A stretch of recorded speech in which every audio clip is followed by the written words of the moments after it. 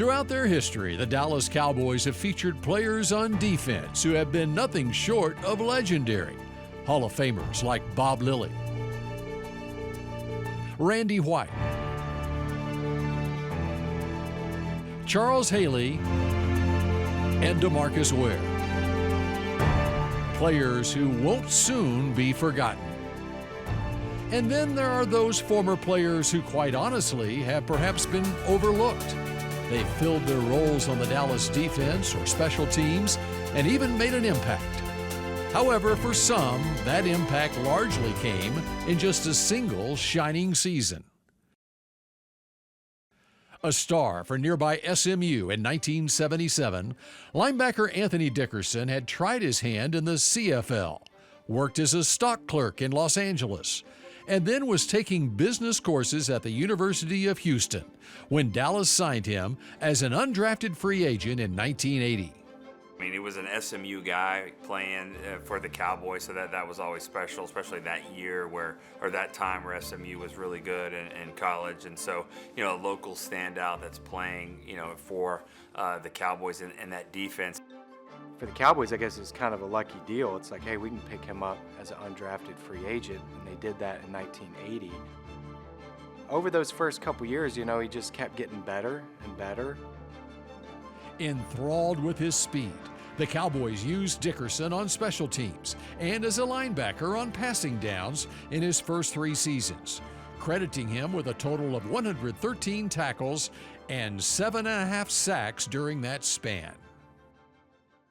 By 1982, was named a special teams captain on the Cowboys. That's a pretty big deal. And then 83 really had a monster season. Named a starter on defense, Dickerson led the Cowboys with 81 solo tackles, ranked second with 114 tackles overall, and added 3 fumble recoveries and an interception. He also totaled 10.5 sacks, the most by a Cowboys linebacker, until DeMarcus Ware posted 11.5 in 2006. I'll never forget 1983 season against the Saints. I think it's the only game-winning safety in Cowboys history, just where he blitzed in on Ken Stabler and gave him a sack in the end zone for a 2-point win. They were down 1. He gets the sack, and it was really one of those plays where he rushed from the linebacker position, and Stabler never saw him coming and gets the sack for a safety, and they win the game. A really crazy game against the Saints, but you don't hear a lot of game-winning safeties, and Anthony Dickerson certainly did in that one. Going into 84, that was a really crazy time.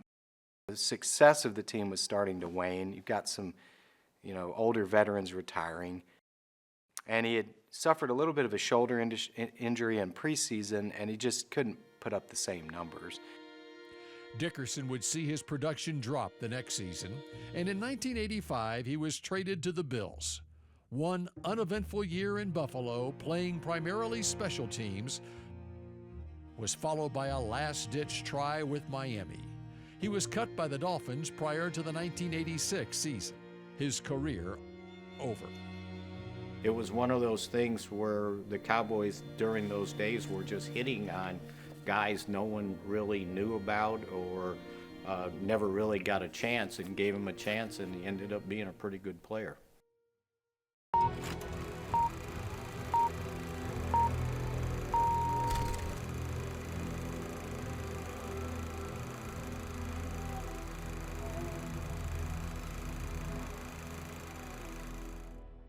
Whether it be because of a trade, free agency, there are many reasons why players have had only one highlight season with the Cowboys before moving on. Sometimes, though, that reason is simply self-inflicted. Back in the early 2000s, the Cowboys were in desperate need of cornerbacks. In 2000, I believe they drafted 3 cornerbacks. One of the reasons we're starting today with corners is that if there is some questionable discussions on what rounds we may have them in. One guy may have 1, we may have them in the 3. So they were just searching for guys 2nd round, 6th round, 4th round, all over the place, and trying to get, they were getting small school guys, big school guys, nothing was really working. And they were so desperate. This Ohio State cornerback that was very talented, but had some off-the-field issues, and he fell in the draft. Probably could have been a second, first-round pick. Yes, Derrick Ross was a stud at Ohio State, leading the Big Ten with 7 interceptions in his final season with the Buckeyes. But while character concerns scared some teams off, the Cowboys took a chance and selected him in the 3rd round of the 2002 draft. Spin it right on the dime, but I'm telling you what, I was a 2 going to a 3, and when I got to be a Cowboy, then I at least think I'm a 9. All right? He dropped all the way. He obviously was disappointed. When you think you could be in the 1st round, you go to the 3rd. But usually the guys get here if they can play. They can play. They have something to prove, and his first year he actually did play pretty well. Throws on the run, intercepted by Derrick Ross at the 30-yard line. 2 Cowboy interceptions in the 1st quarter. Remember correctly, he had 5 interceptions his rookie year, and that was most by a Cowboys cornerback since Everson Walls in 1981 had 11, right? And I think he was playing with a couple of safeties that were really good that season. Roy Williams was a rookie, and he had maybe 5 interceptions as well, and was a playmaker from the start. Darren Woodson was still back there. And so they had some guys at safety that could maybe just allow those corners to step up and play, and they didn't have to worry so much about playing zone or whatever. You could just go and get your guy. Ross tied for first among NFL rookies with those 5 interceptions and ranked second with 10 pass breakups. He also finished 5th on the team with 62 tackles. The Cowboys thought they had a rising star on their hands. And then everything changed. Unfortunately for him, or I don't know if it could have been fortunate, the Cowboys had a change in coaching staffs and Bill Parcells arrived. You like football? This is it tonight, boys. You like football? From what I remember, it was kind of an interesting relationship there. And not just with Derrick Ross. We're talking like old school coach and the new style of players. I remember him saying, and I believe it was about Derrick Ross, these players were cute. These are cute players. I like them. I like them a lot. It wasn't demeaning. He was actually saying that. But it soon became clear that Bill Parcells had different plans for Ross. Derrick went from starting 9 games in 2002 to now playing less frequently as a nickel cornerback in 2003. However, because he had speed, they also used Ross as a kick returner. In a game against Washington, he took the opening kickoff 100 yards for a touchdown. He got called back for a penalty, and even if it wasn't like a block that was like, that's the reason he scored. He scored because he was making some plays, he was shedding some tackles, and he used the speed and all that. So he was a playmaker on defense, and what team doesn't need that? But then came the annual Thanksgiving Day game on November 27th. To Ross at the 10. He's quickly up to the 25. Ooh, he's stuck hard at the 30-yard line. Hit really hard at the 30. Now, what are the Dolphins pointing the other way for? The Dolphins are all pointing. Ross fumbled not 1, but 2 kickoff returns that day as Miami rolled to a 40-21 victory. He's on thin ice with Bill to start with. And then, you would say, don't do this. But he missed the team meeting, and then he missed the annual trip to visit the children's hospitals, and Parcells said, enough's enough, and he let him go.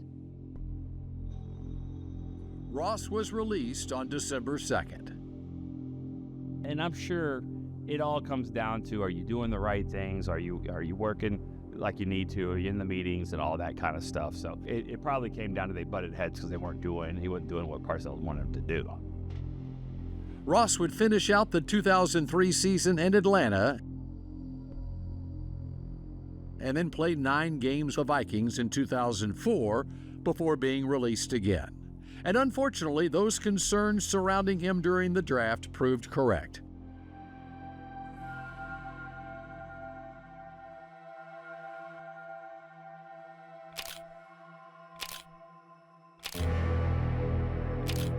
In August of 2005, Ross's NFL career officially came to an end when he was arrested and charged with drug trafficking.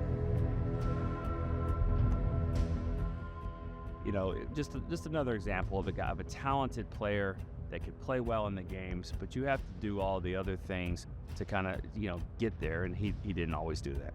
So it was really kind of a shame that, you could be so talented, but a little bit of a knucklehead, and he never was able to overcome that. And yeah, he was 1 year with the Cowboys and done, or I should say a year and a half and done.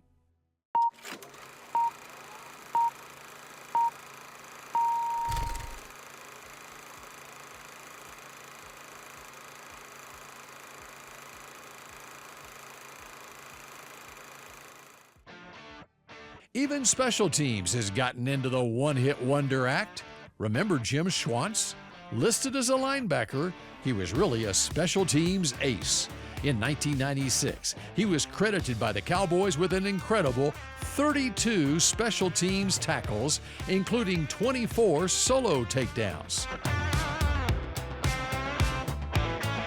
Jim Schwantz was one of those guys. It seemed like when Joe Avazano's teams with those special teamers, there's always one or two guys every year that was like the core players for special teams. And Schwantz had a great year in '96.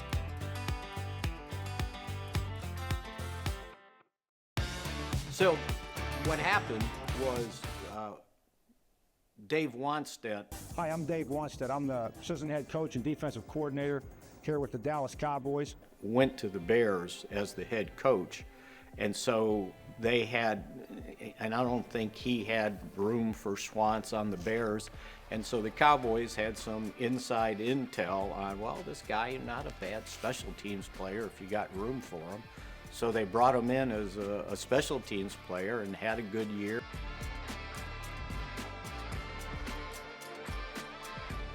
For his efforts, Schwantz was named to the Pro Bowl. It was the one and only time that he ever led the Cowboys in special teams tackles, and it's a record that may never be broken. Consider that Dallas hasn't had a player record more than 20 special teams tackles since 2012.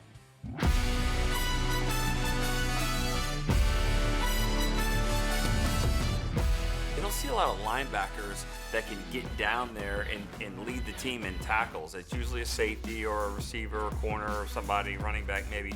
But for a linebacker like Schwantz to be able to do that, it showed not only he was a really good tackler, but got the speed to get down there, the awareness to look and find the ball, and he had all of that. He kind of just bottled it all up into one good season.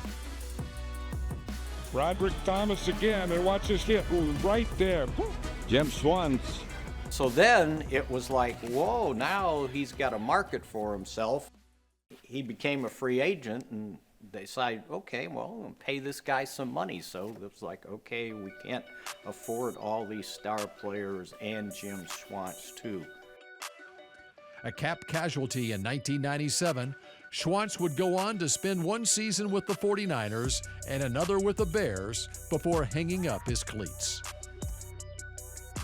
He ended up going back to his hometown in Palatine, Illinois. It's a suburb of Chicago. And he ended up getting elected mayor. And he's on his fourth term.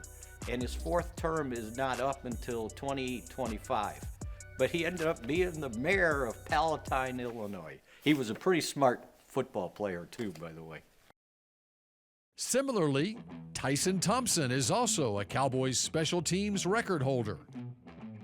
Having grown up in the Dallas suburb of Irving, he joined the team as a rookie running back in 2005. It was a neat story. He had gone to Irving High School, basically right there where the Cowboys were. Against the Colony, faces Jelani Ingram and the DeSoto Eagles. It was the big ticket draw of the night. All for this man. The fans asked, and they received. Plows away for Tyson Thompson, and he's off. Second play from scrimmage, 62 yards, 7-0 Irving. People in the Dallas area knew of him because he had a great high school career, played some games, I believe, at Texas Stadium in high school too, and was one of those that he might have had a 500-yard rushing game. So it was back then where these stories of the legend of high school guy like Tyson Thompson. However, where he shined was in the kick return game. Thompson at the 3, up to the 15, to the 20, comes right off the block, 30, now to the 40, to the 41. The Cowboys have new life. Thompson's 1,399 kick return yards during that 2005 season not only ranked 9th in the NFL, but it also set a club record that stands to this day. Off to Barber up the middle of the 45-yard line, running over a safety. And it's not Barber, it's Thompson staying in the game. Thompson didn't leave. One thing about him, he could run. I mean, he was a speedster at running back. And so he found his niche as a kick returner. Like many before him, though, Tyson Thompson was sideswiped by injuries. A broken ankle injury cut his 2006 season short, and he then appeared in only 8 games in 2007 before being released. The next year, 2006, they decided that Miles Austin was there and he was going to be the kickoff return guy, and that was probably the last we heard from Tyson Thompson.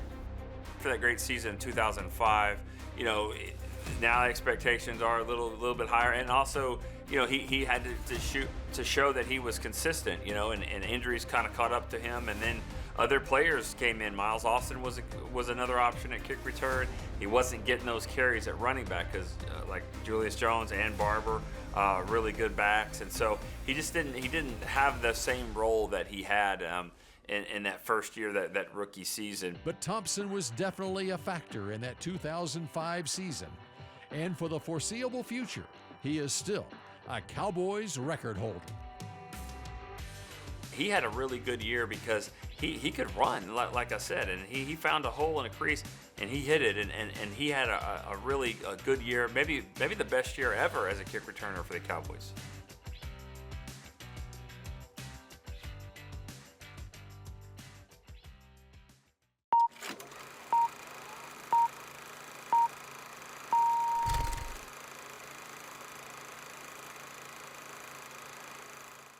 Although many of the one-hit wonders scattered throughout Cowboys record books played for Dallas decades ago, that's not to say the team hasn't enjoyed astonishing performances from a few surprise players in more recent times.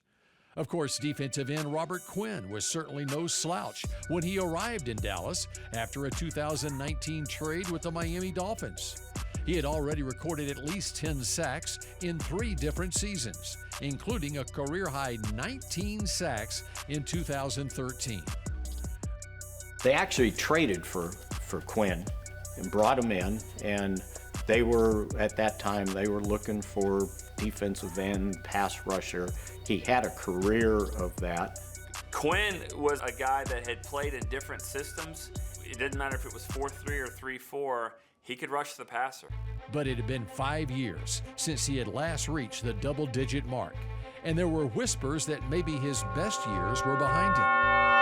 2 days before their first preseason game, the Cowboys got some unwelcome news this afternoon. Offseason acquisition Robert Quinn. Defensive end Robert Quinn suspended by the league for the first 2 games of this coming season. And that's coming off of surgery to repair a broken left hand, and you'd think Dallas' newest weapon would be hard-pressed to find a silver lining. He got suspended for the first 2 games by the league, and so that was a kind of an odd situation. And he comes back and immediately just started making an impact. Pressured and sacked. I think his first 4 games he had 5 sacks. Bridgewater is buried.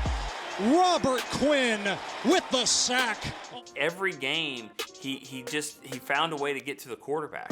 Boy, oh boy, oh boy. Robert Quinn, the Cowboys sack leader, now at 8.5. Quinn went on to lead the Cowboys and finish 9th overall in the NFL with 11.5 sacks in 2019. So it wasn't a monster season, but it was just the level of consistency that you want out of your pass rusher, because that is a spot where the quarterback gets that line of scrimmage and has to figure out who are the guys I got to worry about. But then he was gone. And again, it was almost like another guy with the Cowboys that they brought him in, they had a good year, and it bridged them into going and getting more money somewhere else. The following offseason, Quinn signed a lucrative free agent contract with the Chicago Bears that the Cowboys simply could not match. Regardless, his lone defensive effort in Dallas still ranks as one of the best in the last decade for the franchise. They wanted to re-sign him. They definitely wanted to bring him back, but he'd kind of played his way into another bigger payday, the one that they just couldn't match, and so he goes to the Bears. The kind of story that runs through it all is usually, as it is now, the Cowboys didn't have a lot of salary cap space because they were paying their quarterback and the running back, the offensive linemen to keep those guys. And then when these guys come in and have this surprisingly good season, it's like, well, I don't think we can afford to re-sign this guy. And so he has one good year and moves on. He could be put in any system. He didn't need a lot of work, just or knowledge of the system. Just let me get in here, let me rush the quarterback, and let me make plays. And he did that everywhere he went, including the Cowboys. I guess if you can star with the Cowboys, you're good enough to play somewhere else. Sure, the stars are who carry the Cowboys' defense. Guys like Micah Parsons and Trayvon Diggs. They are the ones who consistently garner the spotlight year after year, and rightfully so. But don't rule out those who await in the shadows. Could there be a new player who steps to the forefront and reaches new heights? An unlikely hero who can find a little of that old magic or take advantage of a given opportunity? You just never know. After all, there is always someone, maybe even just for one season, who is ready and willing to etch his name into the Dallas Cowboys history books.